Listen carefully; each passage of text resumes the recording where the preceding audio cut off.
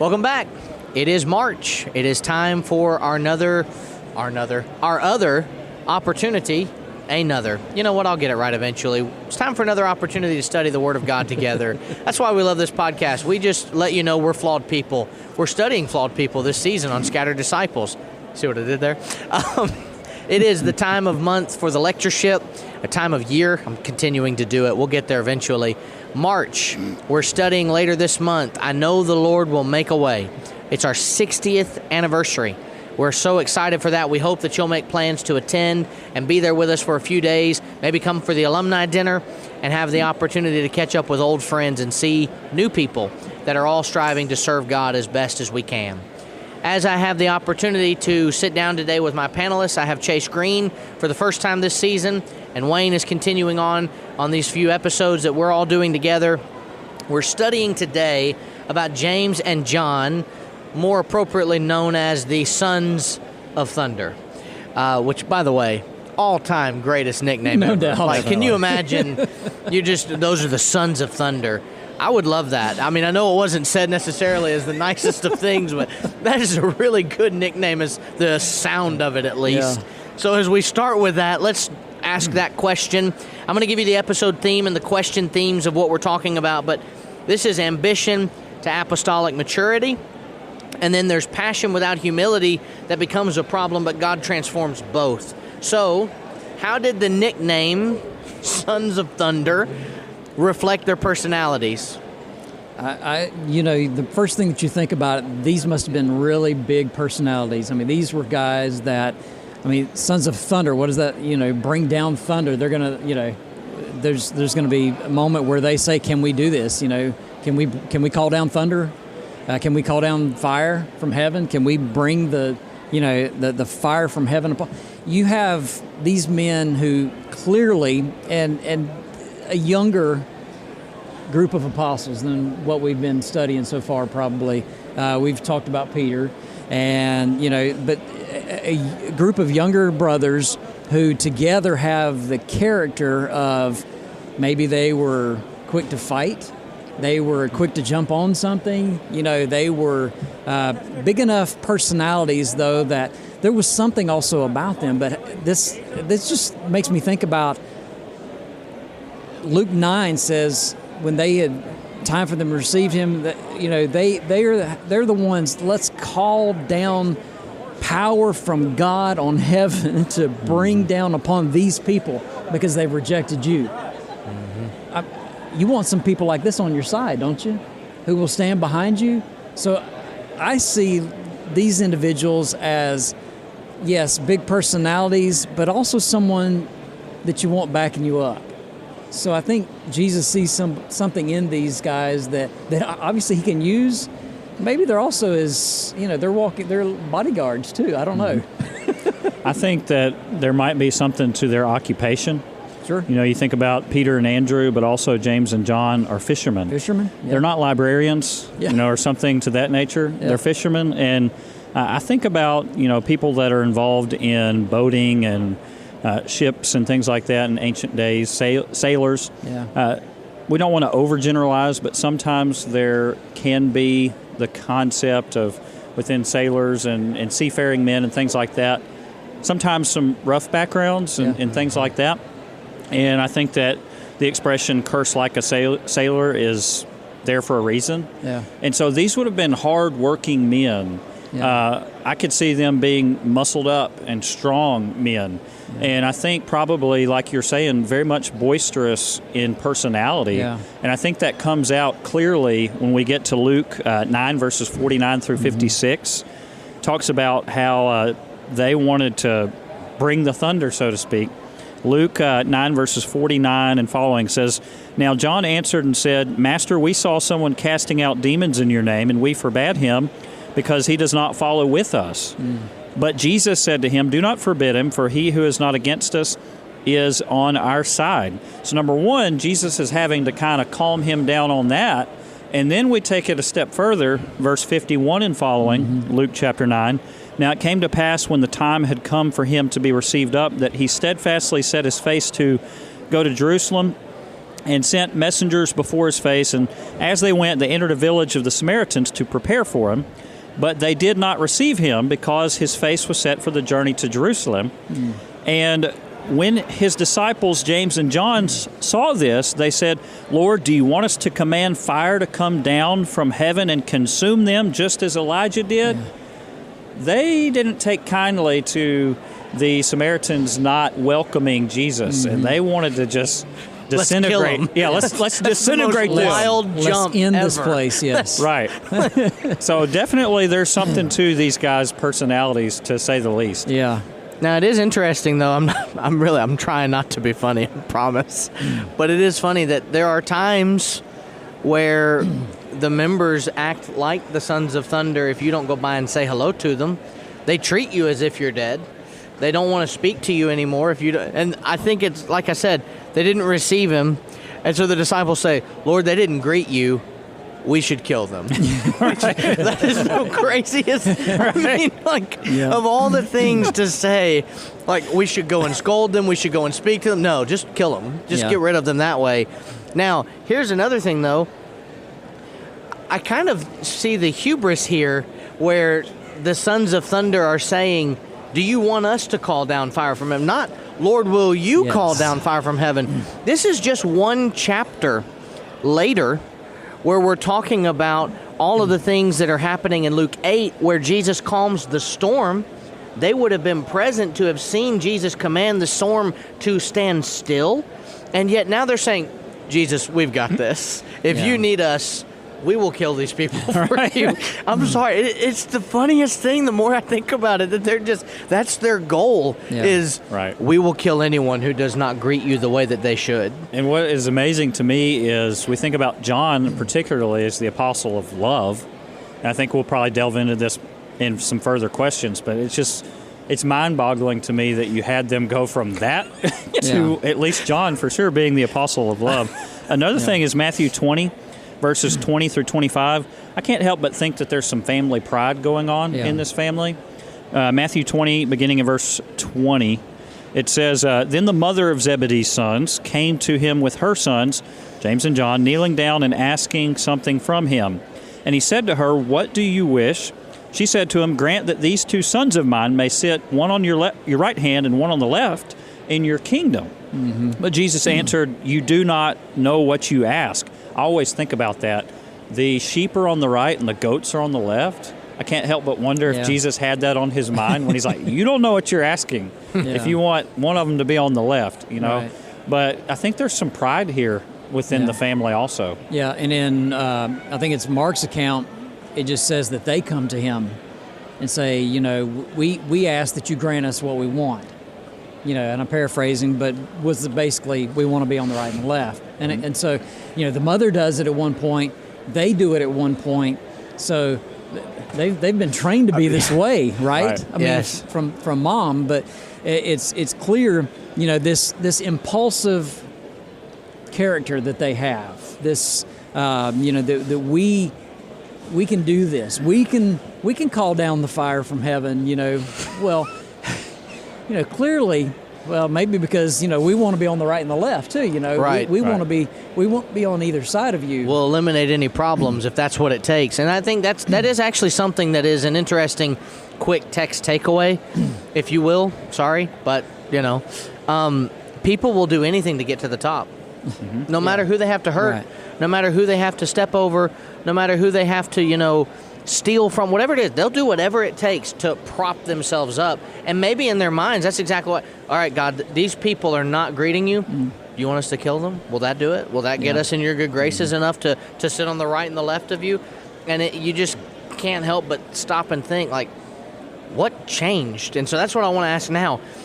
What changed in their character from this to then now? What puts it in the perspective of where we end up seeing these individuals? I have no doubt that the teachings of Jesus and their interactions with Jesus throughout his ministry taught these men a lot. Think about the meekness and the kindness and gentleness and mercy and love and things like that Jesus showed repeatedly in his ministry and teaching. And yes, there were times when Jesus had to get rough with people. You know, I think about Matthew 23 and whatnot. But even then, Jesus did it the right way. Yeah. When Jesus had to flip tables, he did it the right way and under the right circumstances that was truly needed. What we're seeing with James and John on this account we've been talking about, it's not exactly appropriate to burn people to a crisp because, well, they didn't greet you properly. And so again, I mean, it's comical to think about. Yeah. But I think that Jesus showing them by example how they should have interacted with other people would have been a tremendous part of how they progress and grow in these areas. And it surely helped when they saw Jesus pick up that ear and put it back on that soldier's head and reattach it. Because if there was ever a group of people or two people that were probably like, yes, this is the time, it's after Peter has missed, more than likely. You know, we know he wasn't really a skilled swordsman. He probably missed. He was probably aiming for the head and sliced upward and just got the ear instead. But if there were ever two people that if I could see their facial expressions, I think would have been looking for a weapon, it would have been the sons of thunder. And yet Jesus just calmly, it seems, grabs that ear, puts it back on that man's body, right where it goes as if it had never left, and then willingly walks to his death. And these same men who were there saying, they didn't greet you, should we kill them, are now watching a man say, they sinned against me, and I'm going to let them kill me. Yep. And that had to help some, too, I think, with their growth, like you're talking about, the interactions with Christ and recognizing this, oh, okay, Jesus is the most wronged person ever. And we can get over ourselves a little bit more. We know Revelation 1:9, John's now the apostle of love. Wayne, what do you want to say about their character and the change that happened with them? Well, I think you go from, that impulsive zeal that they had, the ambition for promotion, to sit at the right and left. Interesting note about the sitting at the right and the left. If you think about that situation, you would have the first martyr and the last to die of those two brothers, which is kind of an interesting thought. I don't necessarily want to do anything with that, but I just throw that out there. Right. I just start thinking about being on the right and the left and their lot in life, if you will. But to go from that impulsive zeal, that ambition for promotion, that desire for prominence, having a strong attachment to Jesus, but all of those things, ultimately, you see a change to there's a courage, there's a faithfulness, there is an eventual humility in those men, spiritual insight. I love John's writings. I love the way that he wrote, and there is that love that you find in that over and over, and there is servant leadership qualities that are seen in those men later in their ministry. And so I think that transformation from a fiery, self-focused disciple to a servant leadership that is one of humility. Yep. And that's what it's all about, right? Yeah. Humility. Go ahead, Chase. I was just going to say, James, like you're saying, he gave up his life by the sword early in Acts. And then John, tradition says he was the only apostle that died a natural death. Probably the case. I mean, I think we need to be careful with tradition, but I think it's likely the case. And tradition says that when John was in his 90s or so, maybe close to 100 years old, that he would go around and teach all of the brethren, little children, let us love one another. Little children, let us love one another. And I go and read in 1 John 3, verses 10 through 18. 1 John 3, verses 10 through 18, it says, "In this the children of God and the children of the devil are manifest or made clear. Whoever does not practice righteousness is not of God, nor is he who does not love his brother. For this is the message that you have heard from the beginning, that we should love one another, not as Cain, who was the wicked one and murdered his brother. And why did he murder him? Because his works were evil and his brother's righteous. Do not marvel, my brethren, if the world hates you. We know that we have passed from death to life because we love the brethren. He who does not love his brother abides in death. Whoever hates his brother is a murderer, and you know that no murderer has eternal life abiding in him. By this we know love, because he laid down his life for us, and we also ought to lay down our lives for the brethren. But whoever has this world's goods and sees his brother is in need and shuts up his heart from him, how does the love of God abide in him? My little children, let us not love in word or in tongue, but in deed and in truth. And by this we know that we are of the truth, and shall assure ourselves, or our hearts rather, before him. For if our heart condemns us, God is greater than our heart and knows all things. So the same apostle that writes this was that one that we mentioned a few moments ago that was wanting to call down the fire of heaven. Yeah. Got anything else? Not on that. Make something up. No, no. That was good. I like how you brought it together. Yeah. All right, question number 3. How do their lives warn us about the pride and encouraging us in spiritual growth? Those two aspects, pride and growth, they don't come hand in hand. One has to go for the other to live. You can't grow if you're prideful. You can only grow if you're not prideful. So how does that happen in their own lives? Luke 14:11, Jesus said, whoever exalts himself will be humbled. Whoever humbles himself will be exalted. And I think you start to look at how Christ is going to help shape these disciples into the leaders that he wants them to be. Yeah. And learning to allow the Lord to use us in the kingdom, to use the talents, skills, abilities, and so forth that we have. Literally, Ephesians 2:21, being fitted together in the kingdom, I think is important. So we all come from different backgrounds. We all have different abilities, skills, and all those things, and we have different pasts and experiences that we've gone through.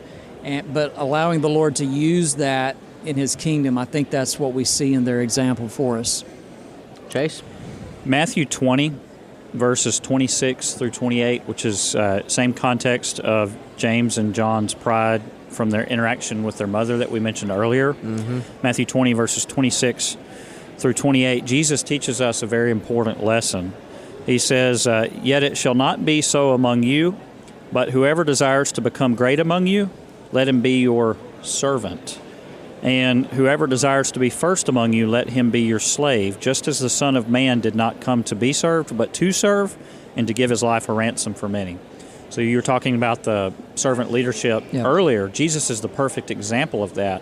And he's telling them in that context, let my two sons sit on your left hand and your right hand. They needed to understand, no, it's not about that. It's about humbling ourselves, condescending to men of low estate, which another text in the Bible talks about, and serving other people, loving other people.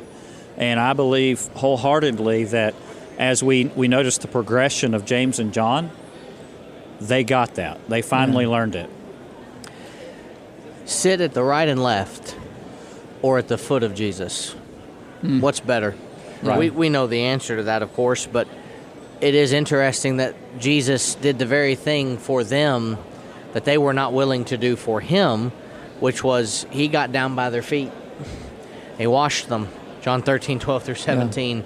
And I can't help but wonder, as we know this passage quite well, what was the facial expression when you watch the creator of the world, John 1 through 3. I mean, he helped sign off on everything. Without him was not anything made that was made. Verse 3, bend over to the ground and wash your feet. And then you sit there and have to be thinking, as their feet are washed, I asked to sit next to him, and I've never done this for him. I'm not worthy of that. I'm not capable of that. The kingdom does a lot in teaching humility. Absolutely. And I think that Jesus' 3.5 years was a master class. I wish we could have all the things recorded, but it was the very Son of Thunder, John, that wrote. Not everything is recorded because you have no idea how much was done in those 3.5 years. The books of the world can't contain them. Right. And a man who worked constantly.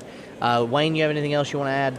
I would just add, as far as Scripture, Philippians 2 to that, let nothing be done through selfish ambition or deceit. In lowliness of mind, let each esteem others better than himself. And he goes on to give the example of Jesus and say, let this mind be in you, which was also in Christ Jesus, right? Yeah. So, Chase, anything else? Love one another, just as John said. Yeah, let us love each other. That's right. Well, thank you guys so much for being with us. Thank you for watching or listening. We have a lot of great content on the Scattered Abroad Network. We're doing as much as we can to provide you with opportunities to wake up in the morning and have a new Bible study waiting for you. We are thankful to have the opportunity to tell you again about our lectureship coming up just later this month. We'd love to have you for that. We'd also love to remind you about the Gather Together Conference that's starting this July 29th through August the 2nd. It is free to attend. It is in Murray, Kentucky. All the information I'm sure is popping up right now as I'm talking about it. We're thankful to have the opportunity to study the Psalms in their entirety. We're going to study all 150 Psalms and 50 extra special studies. Are we crazy? We'll find out in July. But we hope and pray that you'll be there with us if we agree with Chase's answer of yes. Until next time, next month, when we're back together in this format, we hope and pray that you'll remember the words of Acts 8:4. Therefore, they that were scattered went everywhere preaching the word. Let us always remember to scatter the word together.